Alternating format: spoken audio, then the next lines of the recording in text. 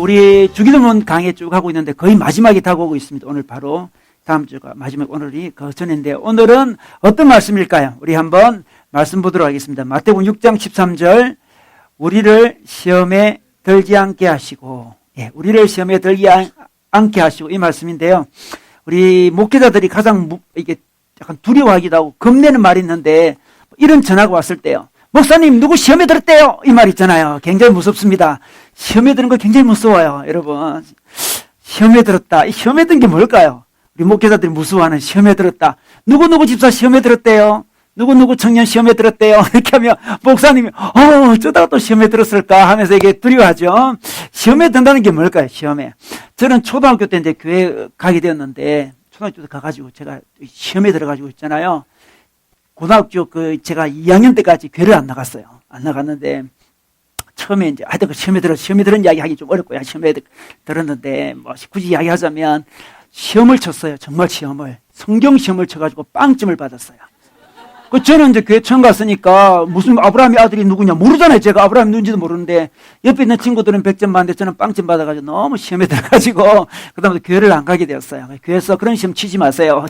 절대 치면 안 돼. 그래가지고 시험에 들어서 안 가게 되었는데 어쨌든 그때 이제 주기도문을 가르쳐 주는데 시험에 들게 하지 마옵시며 이렇게 늘 기도를 하더라고요.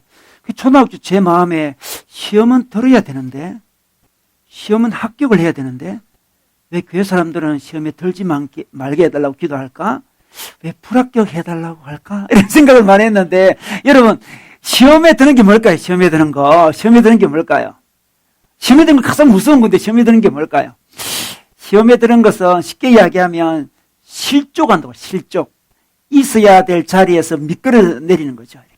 자기 자리가 있는데 그 자리에서 쑥 미끄러지는 게 시험에 드는 거 아니겠습니까?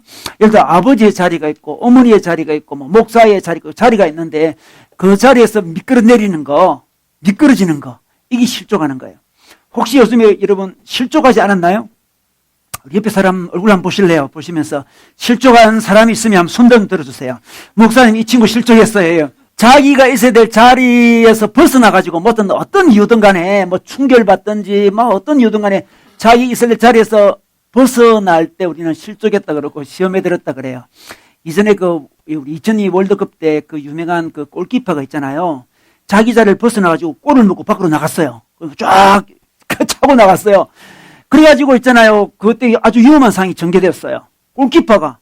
자기 자리를 벗어나가지고 골 먹고 약 나갔어요. 그래가지고 그 유명한 골키퍼였는데 그다음부터 히딩크가 다시는 그를 골키퍼로 부르지 않았습니다. 탈락. 끝났죠. 그 인생 끝났어요. 이 자리를 벗어나는 게 무서운 거예요.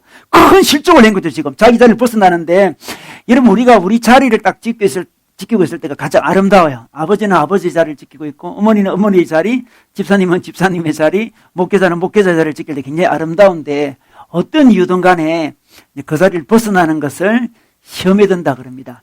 그 자리에 있게 되면 어떻습니까? 우리가 자기 자리를 지키게 되면 그 자리가 주는 기쁨들 있잖아요.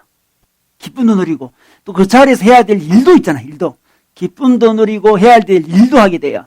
근데 그 자리를 벗어나면 그 자리가 주는 기쁨과 즐거움과 정체성을 놓치게 되고 그 자리에서 해야 될 일도 막 놓치게 되는 그런 상황이 벌어지는 거죠.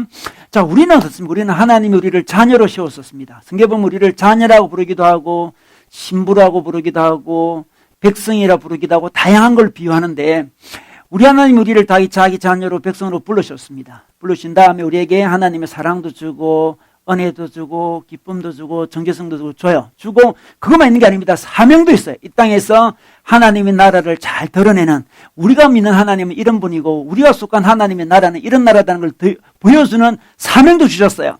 그런데 이제 실족을 하게 되면 하나님이 주신 은혜와 사랑도 못 받게 되고 실족을 하게 그 자리 없으니까 지금 자리 없으면 못 받잖아요. 그죠?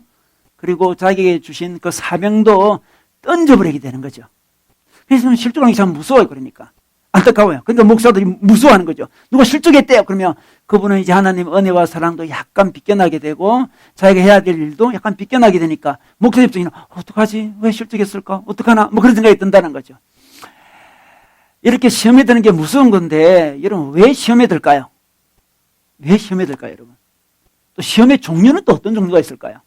또 시험은 어떻게 또 극복할 수 있을까요? 오늘 그 말씀을 함께 나누고 싶은데요. 오늘 시험에 들지 말게 해달라고 기도하고 있는데, 지난주는 용서에 대한 기도를 했습니다. 그래서 루트는 그런 이야기를 해요. 루트는 자기는 잘 때는, 밤늦게 잘 때는 하나님 오늘의 모든 죄를 다 용서해 주세요, 이렇게 기도를 한대요. 아침에 일어나면 오늘 시험에 들지 않게 기도를 한대요. 그러니까 하루 살고 하는 여러 가지 인간 살다 보면 죄를 짓잖아요. 밤에는 이제 용서를 구합니다. 근데 아침에 일어나서는 용서를 구했지만 오늘 또다시 또 죄를 질 수도 있잖아요. 오늘 또다시. 그래서 아침에 일어났을 때는 하나님, 내가 시험에 빠지지 않도록 기도를 했다는 거죠. 그래서 매일매일 해야 돼요. 용서도 매일 해야 되고 매일 받아야 되고 시험에 들어가지 않도록 또 매일 기도해야 된다는 것을 주기도문을 통해서 말씀해 주고 있습니다. 그런데 이 시험이라는 게 뭘까? 시험. 이 시험이라는 단어는 헬라어로 페이라스몬 이런 단어인데, 이 단어는 참 재밌는 단어인데, 우리가 영어로 이야기하면 테스트 있잖아요. 테스트 한다 그러죠. 테스트도 있고 유혹도 있잖아요. 템퍼테이션, 유혹도 있잖아요. 유혹과 테스트를 두 개 합친 단어예요. 그러니까 참 재밌죠? 그냥 유혹도 되고 테스트도 되는 거예요. 이렇게. 그러니까 똑같은 사건인데 한편은 유혹 같은 느낌도 있고 한편은 나를 테스트하는 느낌도 있습니다. 그래서 같은 사건인데 하나님 입장에서는 테스트를 하는 거고 마귀 입장에서는 유혹을 하는 거죠. 똑같은 사건인데, 그래서 이 이중의 의미를 갖고 있어요. 이것은 시험이라는 것은. 성경에 보면 이게 막 섞여 있어요. 하나님은 우리를 유혹하지는 않습니다. 여러분, 하나님이 우리를 유혹하는가요? 하나님은 테스트를 합니다. 하나님은 우리의 그 실력을 테스트하는 거죠. 예를 들어서 아브라함이라는 사람이 있었는데, 아브라함이 100세대가 아기를 교훈 낳았는데 그 아들을 하나님이 달라 그래요. 테스트였습니다. 아들을 달라 그래. 테스트였습니다. 너의 신앙이 어떠한가를 확인해 보기 위해서 테스트를 해요. 하나님은 늘 테스트를 잘해요. 우리 실력이 드러나도록 하는 거죠. 우리가 책을 읽거나 그냥 혼자 공부할 때는 자기 실력이 어느 정도인지 잘 몰라요. 뭐 다 안다 생각이 들어요. 시험을 치면 모르는 게 많아요. 그렇잖아요. 우리 늘. 그럼 책 읽을 때는 뭐 다 안다 생각할지 몰라요. 딱 테스트를 해보면 자기가 모른다는 걸 발견하게 되는 거죠. 모르는 게 어떤 부분은 모르기도 잘 알게 되어 있어요. 그래서 하나님이 자주 테스트를 해요. 우리 인생에. 테스트를 하는데 그 테스트가 왔을 때 자제를 하는 게 바로 시험에 들어가는 거예요. 시험이 왔는데 그걸 잘 받아내야 되는데 너무 힘들어요 하면서 도피하고 회피하고 무너져 내리는 게 시험에 드는 거죠. 우리 뭐 상품도 뭐 케이스 마크 딱 찍힌 거 있잖아요. 그죠? 그 테스트 엄청 많이 한 거예요. 이게. 그죠? 얼마나 테스트 많이 했는지 몰라요. 그래가지고 테스트 다 끝났다. 케이스 마크 딱 찍어주잖아요. 우리 신앙도 마찬가지. 하나님이 테스트를 하기 원하세요. 케이스 마크 딱 찍어주기 위해서. 여러분 그 자동차 우리 충격 시험하는 거 TV에서 봤잖아요. 그죠? 확 부딪히잖아요. 그죠? 와, 펑 부딪히고. 너무 심하다. 얼마나 세게 부딪히는지 몰라요. 그래서 자동차가 얼마나 튼튼한지 이제 보여주기 위해서 개 펑펑펑펑 부딪혀요. 너무 아까워 죽겠어요. 전 볼 때마다 내주지, 저 차. 왜 저리 부딪히나. 그런데 좋은 차를 만들기 위해서 계속 부딪혀요. 또 부딪히고 또 부딪혀요. 근데 우리 하나님이 우리 인생의 테스트, 이 충돌 테스트를 많이 하시는 것 같습니다. 여러분 요즘에 하나님 여러분 테스트 하십니까? 막 심하게 부딪힙니다. 탁 부딪혀가지고 잘 견디게 되면 이제 우리는 하나님의 자녀, 아주 건강한 하나님의 자녀, 건강한 하나님의 백성이 딱 되는 거죠. 딱 테스트가 일어나는데요. 우리 하나님이 보통 하시는 테스트가 여러 종류가 있지만 대부분이 그런 테스트죠. 뭐 어떤 경제적인 문제를 갖고 테스트를 해요. 경제적인 어려움을 딱 허락해 주십니다. 그러면 퍽 부딪히죠. 와, 너무나 큰 충격이다, 이거. 와, 너무 커요. 어떤 사람은 뭐 자녀가 있는 사람은 자녀를 갖고 테스트하는 경우도 있습니다. 자녀 테스트, 경제적인 테스트, 인간관계 무슨 테스트가 일어날 수도 있고요. 자존심이 상하는 그런 일도 발생해요. 대개 교회는 자존심 때문에 시험에 들어가요. 목사님이 자기 성을 바꿔서 불렀다. 이렇게 크게 시험에 들어가는 거죠, 이거. 나를 모르다니. 주부의 자기 이름 뭐 잘못 나왔다, 이런 거 있잖아요. 우리 교인 중에 그럴 사람은 잘 없을 것 같은데 그런 게 굉장히 심각한 문제가 돼요. 저는 근데 이 세세한 걸 잘 몰라요. 제가 늘 실수하죠. 오늘도 10월 27일 날 기도회 하는데 11일이라고 제가 잘못했거든요. 금요일, 그것도 목요일인데 금요일에 했고, 제가 저를 절대 믿지 마세요. 그런 구체적인 문제. 절대 시험에 들어가지 마세요. 저는 그런 능력이 없어요. 저희 아내가 저를 20년 동안 이렇게 훈련시키는데도 불구하고 도저히 그건 안 돼요. 그러니까 절대로 시험 당하지 마시고 조그만 문제로. 어쨌든 그 자존심으로 생각하는 사람이 있어요. 어쨌든 우리 인생에 여러 테스트가 막 임합니다. 지금도 우리에게 임하고 있는지 몰라요. 근데 하나님이 테스트를 해주는 이유는 캐스마크를 찍어주기 위해서. 캐스마크 탁! 야, 너 정말 내 자녀답다. 너 정말 하나님 나라를 잘 전해주는구나. 하나님이 얼마나 좋은 분인지 네가 잘 드러낼 수 있겠구나. 꽁꽁 찍어서요. 얼마나 기쁘게 하고 내 캐스마크 찍겠다면 얼마나 기분 좋겠어요. 근데 그게 쉽게 되는 게 아니고 그냥 되는 게 아니고 충돌 테스트를 좀 해봐야 돼요. 요즘에 어떤 문제랑 충돌하고 있나 요즘에. 쾅쾅 인생이 부딪히죠 요즘에. 부딪히면 아프기도 하고 힘들기도 하고 이런 것 좀 없으면 어떻겠나 싶지만 늘 인생의 테스트는 있어요. 그래서 하나님이 테스트 해주시는데 그로 말미암아 인격이 성장하게 되는데 그 테스트를 거부하게 되면 너무 아프다고 거부하게 되면 시험에 빠지는 거죠. 시험에 빠지는 거예요. 오늘 말씀해 보면요. 야고보서 1장 2절 말씀이 있는데 이런 말씀이 있어요. 나의 형제자매 여러분 여러 가지 시험에 빠질 때 이 시험에 빠질 때라는 단어가 약간 오해하기 쉬운데 이 테스트를 이야기합니다. 그것을 더할 나위 없는 기쁨으로 생각하십시오. 이렇게. 아니 하나님이 테스트 딱 할 때 우리는 어떻게 됩니까? 와 기쁘다 이렇게 해야 된다는 거죠. 더할 나위 없이 기쁘다. 이거 무엇입니까? 기쁜 일이 아닌데 기쁘다. 성경에 그리 나와요 이렇게. 3절에 여러분은 믿음의 시련이 인내를 낳는다는 것을 알고 있습니다. 4절에 여러분은 인내력을 충분히 발휘하여 조금도 부족함 없이 완전하고 성숙한 사람이 되십시오. 이렇게 이야기하고 있습니다. 딱 충돌이 오면 있잖아요. 감정이 기쁘면 안 됩니다. 감정이 기쁜 사람, 어려움 당했는데 감정이 기쁜 사람은 병원에 가봐야 돼요. 좀 이상한 사람이에요. 인생이 어려움 당했는데, 웃고 있으면, 그 병원에 가야 되는 거예요, 병원에. 그렇죠, 병원에 가야 돼요. 여러분, 거리에 들어오면 웃고 다니는 사람 많잖아, 그죠? 그러면 다 병원에 가셔야 될 분들이에요. 웃으면 안 돼요, 지금. 어려움에 처했는데 웃으면 안 되고, 생각을 그렇게 해라는 거죠. 이 개혁 성경에는 여기라 그래요. 여기라. 이거는 기분은 별로 안 좋지만, 그래도 기쁜 일이야! 하는 게 여기는 거죠, 이거. 이게 여기는 거예요, 이게. 영어로 컨시더는 다는데, 여길 때는 힘이 좀 들어요. 힘들잖아요. 여기는 거 좀 힘들어요. 생각하기 좀 힘들어요. 하나님이 딱 테스트할 때 우리 마음속에 좀 당황스럽긴 하지만, 하나님이 나를 약간 인정하는 모양이다. 하나님 내게 좀 기대를 많이 하는 모양이다. 나를, 실험하시네? 그죠? 우리 이성도 우리가 실험하는 이성이 있잖아요. 제가 나를 좋아하나 안 좋아하나 내가 좋냐 제가 또 실험하는 대상은 관심이 있어서 실험하는 것이 관심 없으면 시험도 안 해요. 그죠? 괜히 그 오빠 앞에서 삐지 보기도 하고 막 그러잖아요. 자매들이. 그건 시험하는 거거든, 그거. 동생들한테 삐지 않아요. 동생은 무슨 짓을 해도 받아줘요. 오빠한테는 삐지는 이유는 시험하고 있어 그래요. 시험하고 있어. 다 시험하는 거예요. 시험하는 거예요. 그때 나를 시험할 정도로 내게 관심이 있구나 이렇게 생각해야 돼요. 하나님 여러분 테스트하면 하나님이 나를 너무 어린애로 보지는 않는구나. 나를 너무 어린애로 보면 하나님이 무조건 이뻐해 주세요. 무조건 이뻐해 주죠. 저도 그래요. 이뻐해 줘요. 근데 때가 되면 좀 너를 좀 건실하게 키우고 싶다 그런 마음이 들 때 우리 인생에 여러 가지 테스트를 하나님께서 주시잖아요. 충격을 받죠. 다양한 테스트가 충격을 받아요. 그러나 그것을 잘 견디면 어떻게 됩니까? 인내를 낳는다. 인내라는 게 영적인 인격이거든, 인격을 딱 낳고 조금도 부족함이 없고 완전하고 성숙한 사람이 된다. 이렇게 말씀하고 있습니다. 테스트가 임해요. 여러분 지금 테스트 임할 때 그 테스트에서 도피하지 마세요. 도망하지 마시고.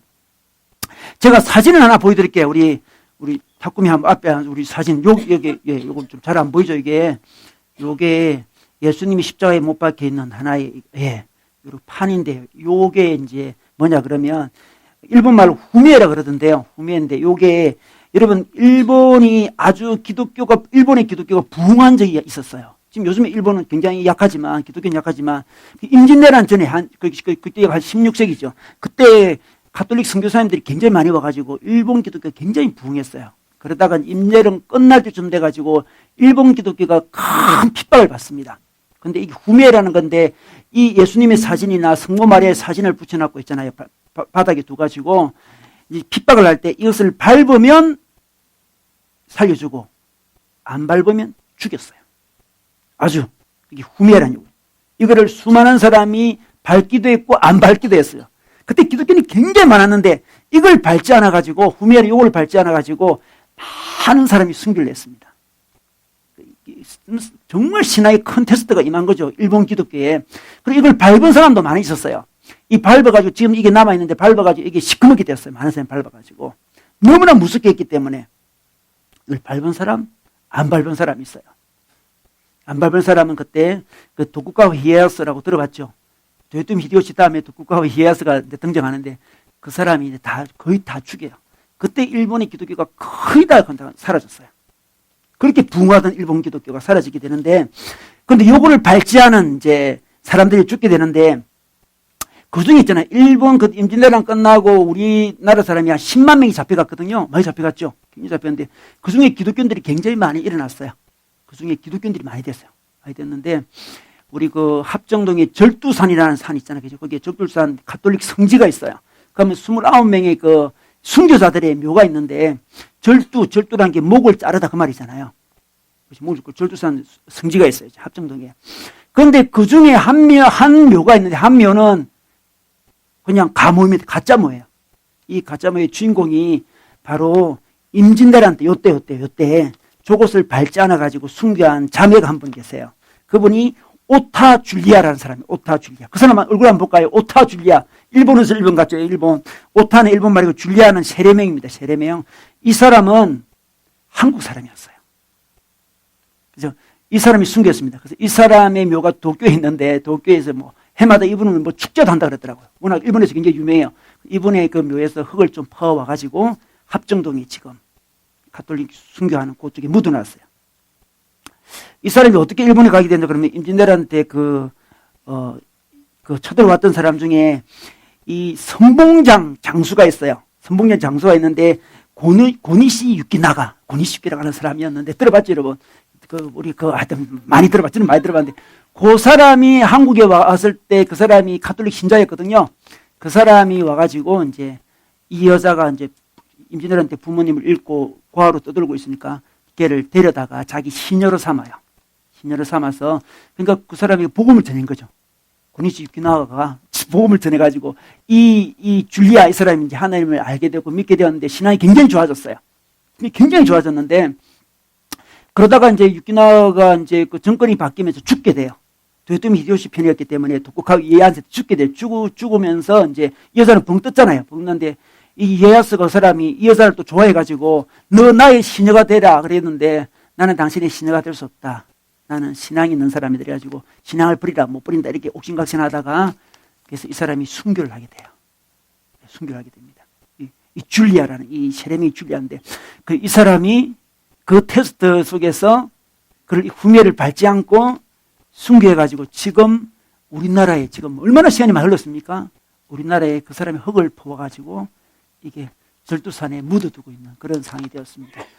여러분 때때로 있잖아요. 이건 아주 심각한 일이었지만 우리 인생에 이런 테스트가 있을 때도 있어요. 일본 기독교의 테스트였습니다. 그때 수많은 사람이 그걸 밟지 않았습니다. 내가 어떻게 예수님의 얼굴을 밟느냐? 밟지 않았어요. 수많은 사람이 죽었죠. 일본의 그 순교의 피가 굉장히 많이 흘렀어요. 그런데 가만히 보면 우리 인생에도 이런 테스트가 임할 수 있어요.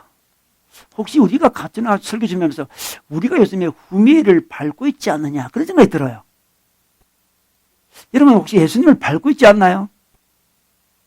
밟을래 안 밟을래 이렇게 테스트가 임했는데 정말 예수님을 무시하고 있다면 예수님을 밟고 있다면 예수님의 주권을 인정하지도 않고 예수님을 하나님을 인정하지도 않고 자기 삶의 주인으로 인정하지 않고 그 테스트 속에 도피하고 회피하고 원망하고 자기 사명도 잘 알지 못하고 이 땅에 하는 나를 잘 드러내야 되는데 드러나지도 않고 자기 문제에서 빠져 있다면 어쩌면 우리가 그 후회를 밟는 사람인지 몰라요. 우리 줄리아는 그걸 밟지 않고 아름답게 순교했습니다. 그 역사책에 보면 그 1000km를 맨발로 걸어갔다 그래요. 여자가. 지금 우리가 하나님 앞에 후회를 밟고 있는지 모르겠어요. 우리 한국 교인들이 너무 쉽게 하나님 이름에 먹칠하고 있잖아요. 자기 사명을 감당하지도 못하고 하나님 백성으로서 기쁨과 즐거움과 감사가 넘치되는데 그런 것도 별로 없고 자기가 이 땅에 하는 날을 드러내야 되는데 드러내지도 않고 살고 있다면 이 시대에 우리는 우리의 후회를 밟고 있는지 몰라요. 이런 인생에 우리 테스트가 임할 수 있습니다. 여러분 요즘에 자기 인생에 어떤 테스트가 있습니까? 어떤 테스트가 있나요? 어떤 어려움이 있나요? 그 어려움 속에서 여러분 피하고 있지는 않습니까? 적당히 기도하고 적당히 하나님과 관계를 맺고 적당히 살아가고 있다면 만약에 일본 그 시대의 일본이라면 우리는 후회를 밟고 있는 사람이에요. 흠회를 밟고 있는 사람이에요. 우리 인생에 이렇게 시험이 있습니다. 테스트가 있어요. 그 테스트가 또 두 면이 있다 그랬죠. 템테이션이 있다 했습니다. 유혹. 그럼 마귀가 유혹을 합니다. 여러 가지로 우리를 유혹해요. 하나님 우리를 테스트하시고 똑같은 일을 가지고도 마귀는 우리를 유혹합니다. 오늘 말씀에 보면 우리를 시험에 들게 하지 마시고 이렇게 하고 다음 주에는 악에서 구하옵소서 이렇게 기도하는데 시험과 악이 연결되어 있어요. 그래서 악이라는 것은 사탄을 이야기하는 거죠. 그래서 이 유혹은 사탄이 주는 거예요. 사탄이 우리에게 유혹합니다. 어떤 걸 가지고 유혹할까요? 뭐 다양한 걸 유혹할 수 있는데 일반적인 유혹이 있고 아주 특별한 유혹이 있을 수 있는데 일반적인 유혹은 그런 거죠. 뭐 재물 가지고 유혹을 할 수 있습니다. 돈 가지고 유혹하는 거죠. 이 시대는 참 돈이 다 지배하는 사회잖아. 그죠? 돈 가지고 유혹합니다. 우리 아브라함의 조카 롯이 있었는데 롯이 소돔과 고모라로 들어가게 돼요. 소돔과 고모라가 굉장히 타락한 동네였는데 롯이 나름대로 믿음도 있었는데 롯이 거기 들어가게 돼요. 그래서 자기 부인들 잃게 되고 다 그 집안이 무너지게 되는데 그 물질의 유혹이었어요. 그 마귀가 우리에게 물질의 유혹을 줄 때가 많이 있습니다. 특히 우리 뭐 그런 게 있잖아요. 뭐 아주 파격적인 제안하는 거 있잖아요. 파격적으로 너 이 일을 하게 되면 엄청 돈을 많이 번다 이런 거 있잖아요. 굉장히 위험합니다. 이 뭐 피라미드 그런 거 있잖아요. 피라미드 그런 거 있잖아요. 피라미드 파면 그 사람들 이야기 들어보면 정말 파격적이에요. 그거 들어보면 진짜 우와 이렇게 큰 돈을 벌 수 있나 싶을 정도예요. 내가 뭐 성에 살 수 있어, 뭐 캐슬에 살 수 있대요. 롯데 캐슬 정도가 아니에요. 뭐 큰 성에 살 수 있대요. 뭐 그렇게 이야기를 해요. 그렇기 때문에 우리 마음에 파격적인 제안을 하는 것은 굉장히 우리가 조심해야 돼요. 파격적인 제안. 마귀가 그런 거 잘하는 거죠. 물질적인 파격적인 제안을 딱 합니다. 유혹하는 거죠. 그게 빠지게 되면 잘 안 보여, 사람이. 하나님도 안 보이고 주위 사람도 잘 안 보여요. 참 놀랍다. 저는 그런 사람을 봤는데 빠지면 잘 안 보이는가 봐요. 잘 안 보여요. 물질적인 유혹을 할 수 있습니다. 또 우리 정욕을 가지고 유혹할 정욕, 뭐 어떤 성적인 욕구를 갖고 유혹하는 경우도 많이 있죠. 예를 들어서 뭐 다윗도 그렇게 잘 나가던 다윗이 이 바세바의 유혹에 넘어가게 되잖아요. 솔로몬도 그 대단한 솔로몬 왕도 정말 잘하다가 말년에 이방 여인들에게 넘어가게 돼요. 특히 이제 바로 이집트의 왕의 딸과 결혼하게 되는데 이집트가 거의 강대국이니까 딸과 결혼해가지고 뭐 정치적으로 결혼한 거죠. 근데 그 딸을 굉장히 좋아했어요. 그런데 놀랍게도 솔로몬이 죽자마자 그 자기 장인어른이 쳐들어와요. 참 놀라운 이야기죠. 쳐들어옵니다. 이게 뭔가 삼손도 그래요. 삼손 여러분, 삼손의 뜻은 태양이란 말이에요. 태양. 삼손은 민족의 태양이었어요. 민족의 태양은 김일성이 아니고 우리 삼손인데 삼손이 태양이라는 거예요. 그 시대에 이방 민족에게 그 고통당하는 이스라엘을 구원하기 위해서 하나님이 태양 같은 삼손을 주어가지고 능력의 사람을 이 땅에 보내줬는데 아이고 드릴라라든지 그 여인들한테 빠져가지고 자기 사명을 감당하지 못했죠. 무슨 이야기죠? 무슨 이야기? 정욕 가지고 하기도 하고 어떤 사람 명예 가지고 하기도 하고 어떤 지위 가지고 하기도 하고 아니면 뭐 편안함 그런 거 있잖아요. 편안함. 좀 안락한 그런 걸 갖고 유혹하기도 해요. 제가 임진왜란 이야기 했는데 임진왜란 제가 요즘 연구를 좀 해가지고 옛날부터 임진왜란에 관심 많아가지고 제가 연구를 하는데요. 임진왜란 때 그때 이제 그 기독교인들이 많이 있었다 했잖아요. 일본에 기독교인 굉장히 많이 있었어요. 그래서 도요토미 히데요시가 이제 한국과 우리 조선과 명나라를 치기 위해서 그 당시 이제 포르투갈 신부님들이 굉장히 많이 와 있었는데 일본에 포르투갈에는 뭐가 있었는데 그러면 조총이 있어요. 조총. 누구나 신무기 조총이 있었어요. 그 조총을 많이 수입했어요. 그래서 조총 굉장했습니다. 했고 그 당시에 이제 그 일본에 있던 기독교인 중에 이제 무사들이 많았거든요. 그래서 이제 그 신부님들과 협상을 해요. 기독교 무사들을 선봉장으로 세우자. 우리가 명나라를 치려고 하니까 조선을 거쳐서 명나라 치려고 한다. 진짜로 그러려고 했어요. 우리 문을 열어 우리는 무시했습니다. 아니, 조선은 그냥 무시하고 명나라를 치려고 하니까 그 기독교 그 무사들을 선봉장으로 세우자. 이렇게 제안을 해요. 포르투갈 신부한테. 신부가 그런 거 뭐 잘 허락하겠습니까? 말도 안 소리 하지 마라. 뭐 그렇게 되겠죠. 그리고 포르투갈에서 군함 2척을 보내달라. 우리 조선을 치려고 하니까. 그래서 협상이 잘 안 되다가 마지막에 어떻게 이상하게 협상이 돼버렸어요. 그래가지고 뭐 그쪽에서 유혹을 했죠. 도요토미 히데요시가 명나라를 정복하게 되면 교회를 세우게 해주겠다. 명나라의 교회를 세우게 해주겠대요. 이거 뭐 솔깃하지 않겠습니까? 막 그렇게 협상을 하다가 드디어 그게 통과돼 버렸어요, 세상에. 통과돼가지고 아까 전에 얘기했던 이 고니씨 그 사람이 선봉장으로 서서 1만 8천 명이 이제 맨 처음 쳐들어오거든요. 1만 8천 명이 다 기독교인들이었어요. 1만 8천 명인데 그래서 고니씨 그 사람은 십자가를 목에 걸고 와요. 오, 놀랍죠? 임진왜란 때 세상에 이 십자가를 걸고 그 군기는 십자가였어요. 군기가. 십자가 부대가 쳐들어온 거죠. 쳐들어왔습니다. 그들은 말은 뭐, 조선을 뭐 복음화시키겠다. 말은 그렇게 했어요. 말은 그렇게 했지만 막상 와보니까 눈이 어두워가지고 탐욕에 눈이 어두워가지고 있잖아요. 우리 조선반들을 아주 급탈을 낸 거죠. 급탈을 했어요. 만행을 많이 저질렀습니다.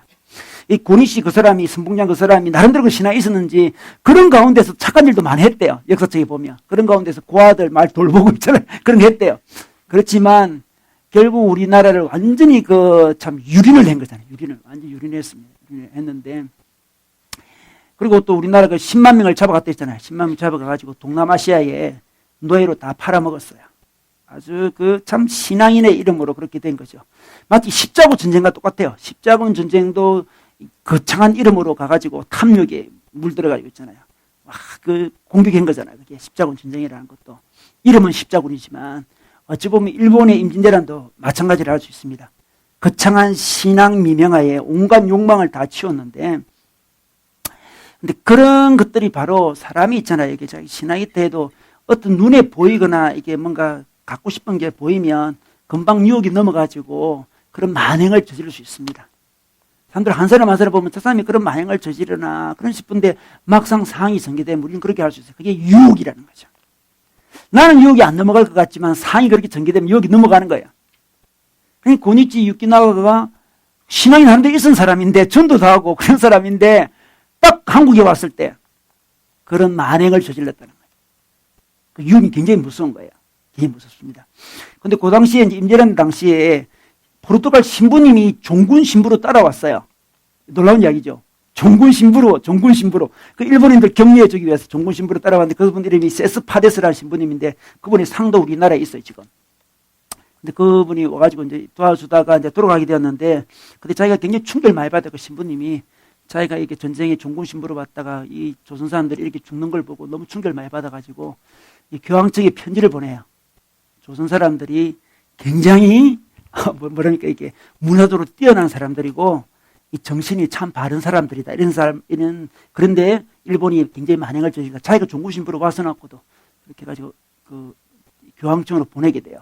한국을 불쌍히 한국에 또 교회도 세워달라. 그런 여러 가지 이야기인데 뭔가 잘 안 되는 상황이었는데 어쨌든 우리는 어느 순간에 되면 신앙이 있다 하지만 어느 순간에 유혹에 넘어갈 가능성이 굉장히 많아요. 마귀는 그걸 너무나 잘 알고 있습니다. 때때로 재물 가지고 어떤 정욕을 가지고 세상의 명예와 지위와 헌세를 가지고 마귀가 유혹을 해요. 유혹에 넘어가는 거죠. 넘어갑니다. 그때 우리가 늘 기도해야 되죠. 하나님이 태셨다는 잘 견디게 해주시고 마귀가 나의 약점을 가지고 여러 가지 공격해 올 겁니다. 하나님 시험에 빠지지 않도록 하나님 도와주십시오. 이렇게 기도를 해야 돼요. 또 제가 가만히 보니까 사람마다 유혹의 어떤 이 루트가 좀 달라요. 다 다른데 마귀가 잘 알아요. 우리의 아킬레스건을 잘 알아서 다 이렇게 미끼를 잘 던져요. 그죠? 미끼를 잘 던져. 사람마다 좀 다르더라고요. 여러분 고기를 잡을 때 미끼를 갖고 던지잖아요. 그죠? 미끼. 제가 어릴 때 한번 바닷가에서 우리 형 따라가가지고 고기를 2마리 잡은 적이 있어요. 아니 미끼를 2마리 해가지고 이게 낚시를 딱 내렸는데 2마리가 동시에 잡히더라고요. 깜짝 놀랐어요. 2마리 동시에 잡힌 거의 없는데 그래서 우와 형이 저거 진짜 나더라고요. 너무 잘했다고. 근데 그 다음부터 한 마리도 못 잡았어요. 그냥 못 잡았는데 그 미끼가 있잖아요. 그 미끼 지렁이 같은 미끼를 사용하잖아요. 그 미끼. 그러면 그 안에 바늘이 들었음에도 불구하고 칵 물어버려요. 그렇죠? 물고기가 물은 거죠. 우리도 마찬가지예요. 우리 시험이 올 때 그냥 바늘을 갖고 시험하자 물어라 이렇게 바늘 누가 물겠어요? 그거 안 뭅니다. 그것들은 굉장히 그럴싸한 걸 갖고 우리를 꽉 물려고 하는 거죠. 물게 하는 거죠. 근데 가만히 보면 있잖아요. 사람마다 이게 실족하거나 이렇게 자기 사명을 까먹거나 자기 마음속에 기쁜 거 사라지는 거 보면 사람마다는 기질적인 게 있어요. 제가 기질 같은 거 막 연구 많이 했잖아요. 기질. 그 기질을 참 이게 잘 이용하는 것 같아요. 예를 들어서 뭐 이렇게 자기 인생을 좀 계획적으로 살고 싶은 그런 인생이 있잖아요. 그런 인생은 계획적이 되지 못하면 굉장히 괴로워하는 사람이 있어요. 그런 걸 마이가 잘 이용합니다. 남들이 계획을 못 지켜주게 도와주죠, 사람들이. 그래서 굉장히 분노해요, 분노. 뭐, 예를 들어, 교회에서 무슨 일을 하는데 계획적으로 하려고 그러는데 안 받쳐줘. 그러면 짜증나가지고, 에이, 실족하잖아요, 예를 들어서. 자기 인생도 마찬가지. 너무 계획적인 걸 좋아하는 사람 있잖아요. 자기 기질이죠. 그걸 딱, 이렇게, 그 약점이 되면. 기질은 장점이기도 하고 약점이기도 하거든요, 기질이라는 것은. 장점이기도 약점이기도 하고 약점을 잘 이용하는 거죠. 어떤 사람은 자기 개인적인 자유 같은 걸 많이 따지는 사람이 있어요. 이게 자유, 개인적인 자유. 이 시대는 자유를 막 강조하는 시대잖아. 자기 개인적인 자유가 조금만 침해되면 못 견뎌요, 이거. 그죠? 사람이 살다 보면 자유가 좀 침해될 수도 있잖아요, 공동체라는 곳은. 그걸 못 견뎌서 실족에 빠지는 경우도 많이 있어요. 또 그런 기질 사람이 있고, 어떤 사람은 개인적인 어떤 배려, 그런 거 굉장히 좋아하는 사람이 있어요. 나를 배려해줬나? 나의 마음을 좀 만져줬나? 이거 굉장히 좋아하는 사람이 있어요. 조금만 마음에 좀 거슬리면 막 괴로워서 뭘 안 해요. 실족하는, 실족하고. 또 어떤 사람은 보면 자기 능력이 꼭 발휘돼야만 되는 사람이 있어요. 그런 것도 마귀한테 잡힐 가능성이 많아요. 자기 능력이 좀 발휘 안 되면 어떻습니까? 꼭 자기 뜻대로 돼야 돼요. 자기 능력대로 돼야 돼요. 마귀가 딱 이용하는 거예요. 기질을 갖고 딱 이용하는 거예요. 이용하는 거예요. 그러면 우리는 자기 기질을 알고 내가 어떤 부분이 약한지를 잘 봐야 돼요. 근데 하나님이 그런 것들을 다 훈련을 시키는데 자기 기질의 한계를 보게 하는 인생에 많은 일들이 일어나요. 그러면서 내 기질로 인생 못 살겠구나 그런 생각이 들면서 사람이 점점 성숙해 들어갑니다. 그런데 마귀는 자기 기질을 갖고 계속 너 기질대로 안 되니까 너 그만둬라는 식으로 계속 우리를 공격합니다. 유혹하는 거죠. 이 모든 우리 시험 가운데 우리가 그 시험을 잘 이길 수 있는 길은 일단 있잖아요. 욕심을 좀 내려놓는 게 중요해요. 욕심. 여러분 오늘 말씀 야고보서 1장 말씀 볼까요? 1장 말씀 보시면 1장 14절 말씀 보면 이런 말씀이 있습니다. 사람이 시험을 당하는 것은 각각 자기 욕심에 이끌려 꿰매 빠지기 때문입니다. 욕심이 욕심. 욕심이 있으면 유혹에 잘 빠집니다. 그래서 자기 욕심을 잘 내려놔야 돼요. 이렇게. 그래서 유혹에 넘어가지 않기 위해서는 욕심을 잘 내려놓는 연습을 해야 됩니다. 욕심. 자기 마음속 욕심. 재물에 대한 욕심, 성공하고 싶은 욕심, 편안하고 싶은 욕심, 안락한 욕심을 일단 내려놓아야 돼요.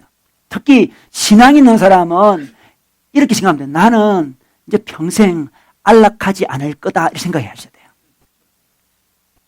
좀 슬픈 이야기죠. 굉장히 슬픈 이야기죠. 근데 이 안락보다 더 좋은 하늘의 평강이 있습니다. 우리에게. 그냥 고생하며 살라는 이야기가 아니에요.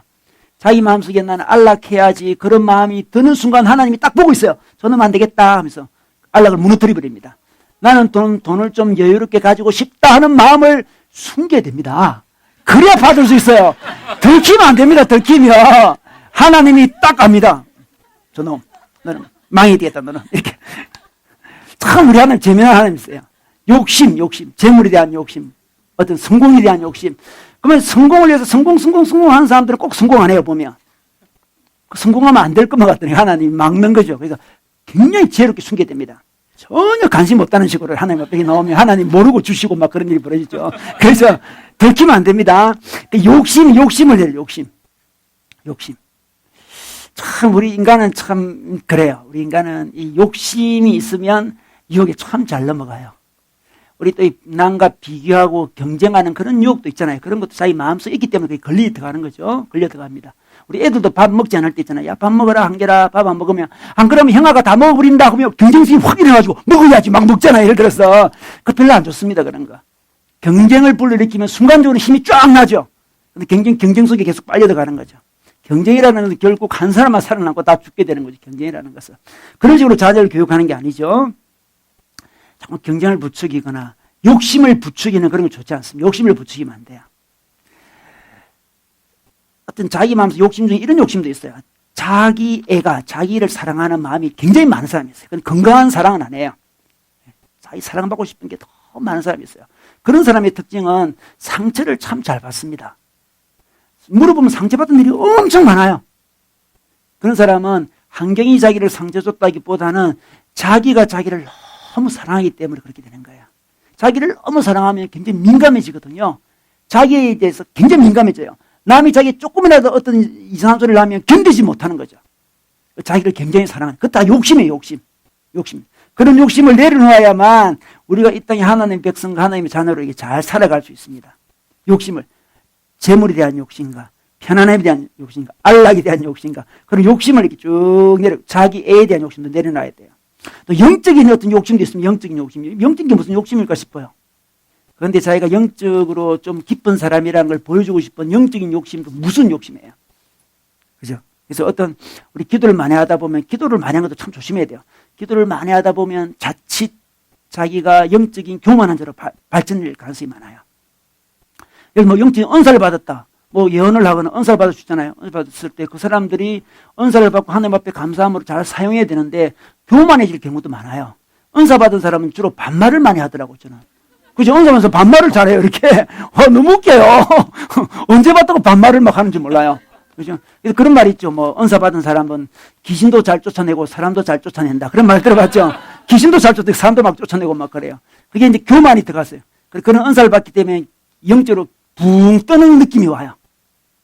그때 선줄로 생각하거든 넘어질까 조심해라. 그런 말씀이 있는데 그것도 욕심일 거예요. 영적인 욕심이에요. 영적인 욕심. 훈련 많이 받는 것도 굉장히 영적 욕심일 때가 많아요. 훈련 많이 받은 게 그게 겸손과 사랑으로 이 성김으로 나타나지. 야, 나 훈련 많이 받았는데 나 다 받았어. 우리 한국에서 하는 제자훈련 다 받았다니까. 뭐 그죠? 그것도 받아 뭐해? 전혀 사랑과 겸손과 성김과 영적인 실제가 없는데 그게 하나의 자기 영적인 교만이 될 가능성이 굉장히 많아요. 저는 그렇게 이야기하는 사람들 볼 때마다 그렇게 많이 받았는데도 변하지 않는 거 보니까 너 정말 문제 있는 사람이다. 그러고 싶어요, 제가. 예? 우리 교회도 성교단지 출신들 많잖아요. 성교단. 우리 도마서 성교단 출신 많잖아요. 얼마나 훈련 많이 받았습니까? 그것이 삶의 실제가 안 되면 그게 자기를 속이는 일이 돼요. 그 실제가 아닐 때가 많아요. 자기를 속입니다. 나 훈련 많이 받았다. 훈련 많이 어쨌다는 거. 영적 열매가 없는데. 잠깐만 가르치기만 하긴 하고. 그런 것들은 자기 속에 욕심인데 마귀가 그걸 딱 봅니다. 봐서 흩어져 버리는 거죠. 실제가 없어요. 넘어지는 겁니다.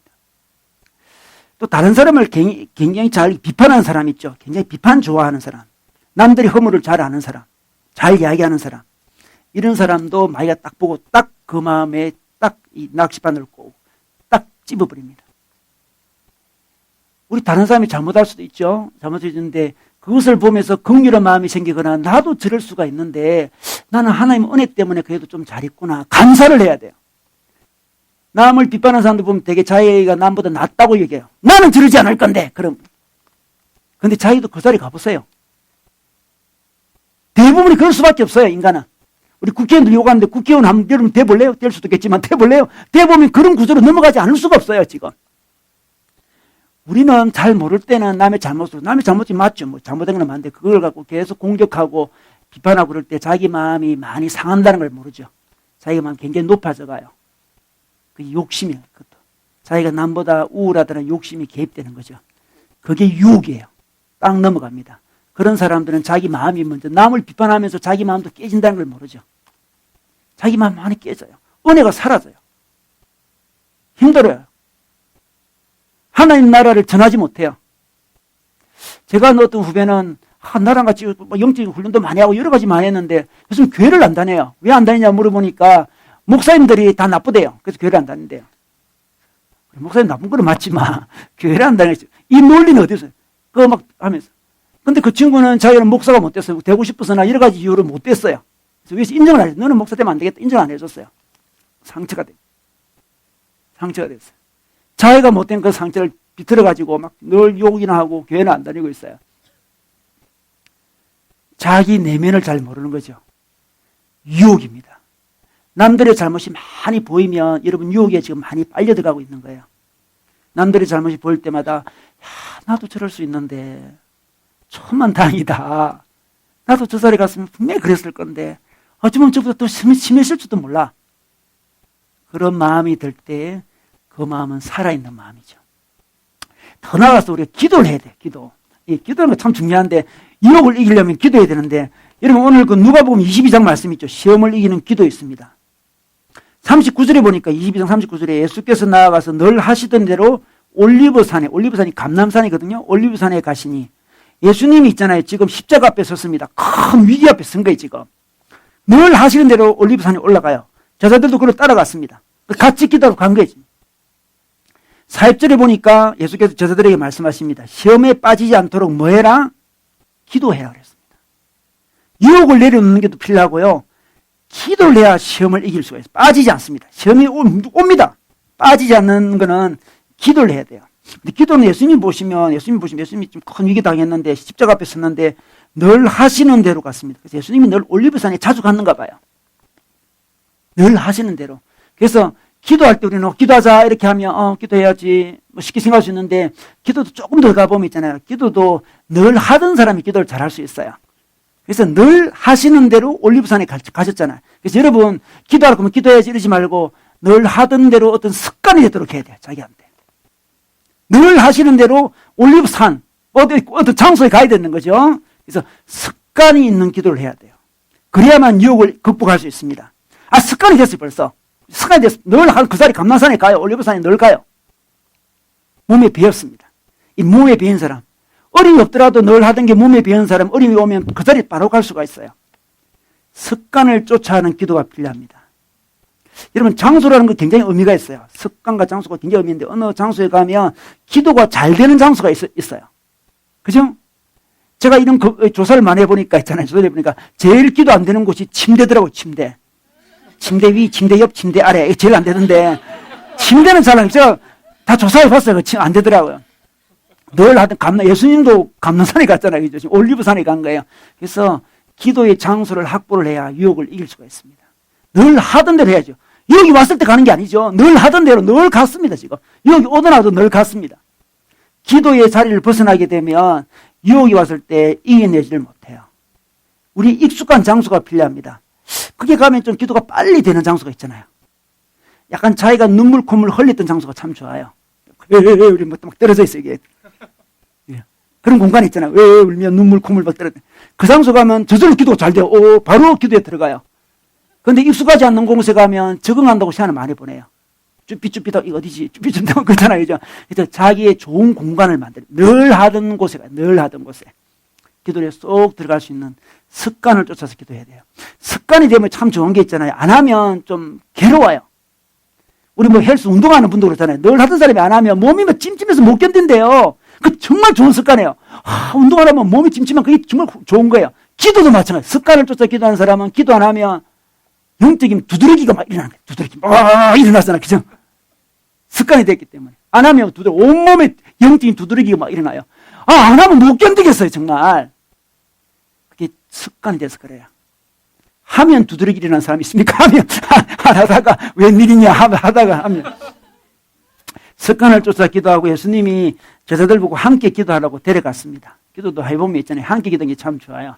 예수님께서 이제 제자들 이제 여기 누가 보면 마태복음에는 예수님이 3번이나 깨우러 가요. 야, 시험에 들지 마. 기도하자. 그냥 자고 있어 계속. 그래서 자꾸 깨우러 가고 야, 정신 차려. 같이 합니다. 그래서 우리가 같이 기도하는 연습을 좀 해야 돼요. 그래서 아까 전에 강구했지만 우리 내일부터 있잖아요. 저녁에 기도하려고 그래요. 아침에 기도하니까 못 오더라고. 제가 보니까 못 오고 빨리 가야 되고 몰라요. 요즘 현대인들이 현대 구조가 그래요. 그죠? 제가 아는 어느 1000명 되는 교회 있는데 새벽 기도 몇 명 나오냐 물어보니까 5명 나온대요. 5명. 우리랑 비슷하네. 하면서 그런 이야기 했는데. 그러니까 이 시간을 좀 제가 바꾸기로 했어요. 저는 8시 반으로 했으니까 자기 기도의 장소를 확보해야 돼요. 여러분. 이제 함께 기도하기도 하고 또 따로도 또 기도해야 되는데 오늘 말씀 보면 41절에 보면 그들이 헤어져서 돌을 던져서 닿을 만한 거리에서 기도했다 그러잖아요. 돌을 탁 던지면 몇 메다 가겠습니까? 한 30m? 20m? 더 그죠? 그게 30m, 20m 좀 떨어져 있으면 있잖아요. 기도하더라도 다 들리지는 않지만 웅숭웅숭한 소리는 좀 들려요. 근데 그게 굉장히 도움이 돼요.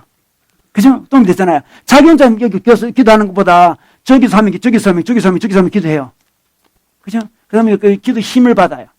그래서 우리가 굳이 교회로 또 모이는 이유는 같이 둘이 손잡고 기도할 때도 필요하지만 개인 기도하더라도 좀 약간 떨어져서 개인 기도하는 것도 필요하고요. 개인 기도하더라도 함께 기도할 때 힘이 있습니다. 그래서 내일부터 기도할 테니까요. 제가 몇 명한테 전화했습니다. 내일부터 기도한다. 오세요. 기쁘다. 그러더라고요. 기대해요. 그런데 우리가 기도하는 장소, 기도하는 습관, 기도하는 동력자를 구해야 돼요. 저는 우리 교회가 건강한 교회가 되길 바라요. 그죠? 건강한 교회는 뭐 정관을 잘 만드는 게 건강한 교회라고 그러는데 그거는 너무 쉬워요. 정관 뺏기면 됩니다. 정말 좋은 정관 많이 있어요. 그거 법은 굉장히 쉽습니다. 그건 하나의 그건 조그만 제도고 기도와 말씀이 살아있는 게 건강한 거예요. 그렇지 않겠습니까? 우리에게는 기도 소리가 잘 늘 들려야 돼요. 저녁마다 교회인데 뭐 웅숭웅숭 기도 곳곳에서. 이게 건강한 게 아니겠습니까? 기도실을 만드는데 잘 사용을 못하고 주로 주무시는 방으로 사용하는데, 웅숭웅숭 하고, 또 성경 읽는 것도 웅숭웅숭하고, 성경 나누고, 성경 통독하고, 그런 분위기 속에서 좋은 기도가 필요한 거지. 그런 것도 전혀 기도도 조용하고, 늘 교회가 조용해요. 조용하고. 가끔 저는 혼자 있을 때가 많은데요. 수도사가 된 것 같아요. 수도사 혼자 있잖아요. 늘 저 방에서 혼자 불 꺼놓고 컴컴해 놓으면 컴컴한 수도원이다 하면서 가끔씩 우리 준원이가 와서 반가워요. 준원이 오면 사람이 살고 있는 곳이구나 이렇게 그런데 웅숭웅숭해야 돼요. 웅숭웅숭. 주님도 같이 가서 했잖아요. 같이 가야 돼요. 여러분 우리 한국 교회는 지금 시험들이 있는 것 같아요. 제가 볼 때는 시험 든 사람이 너무 많아요. 우리 가나안 성도 안 나가 가나안 성도들 굉장히 많습니다. 100만이 든다 그래요. 100만. 그 물어보면 다 시험 든 사람들이에요. 목사님께 시험 들었다, 집사님께 시험 들었다, 장로님께 시험 들었다, 교회에 시험 들었다. 다 시험 든 사람이에요, 그 사람들. 시험 든 한국교회예요. 어쩌면 좋겠습니까? 다 시험 들었대요. 시험에 들었거나 유혹에 넘어갔거나. 그 두 개, 분명히 그 두 개예요. 그래서 하나님 주신 기쁨과 즐거움과 감격 속에 있지 아니하고 사명을 감당하지 못하고 살고 있어요. 사명을 잃어버렸습니다. 우리가 구원받은 이유가 뭔데? 이 땅에 하나님 나라를 드러내는 게 우리의 사명인데 그 사명을 감당하지 못하고 있어요. 시험에 들었기 때문에 그래요. 어떻게 하면 되겠습니까? 다시 회복을 해야죠. 하나님 앞에 다시 나가야 되는 거죠. 분별해야 됩니다. 자기 욕망을 내려놔야 돼요. 그리고 기도해야 됩니다. 그때 우리는 시험에 빠지지 않습니다. 우리 오늘 주님께서 우리에게 시험에 빠지지 않도록 기도하라고 했습니다. 여러분 시험에 빠지려고 하고 있습니까 지금? 시험에 넘어가려고 하고 있습니까? 이미 시험에 빠진데도 알지도 못하고 있지는 않습니까? 깨어나시기 바랍니다. 시험에 들지 않게 깨어 기도하라 말씀해 주셨습니다. 우리 교회 전체가 시험에 빠지지 않고 깨어나시기를 주의 이름으로 축원합니다.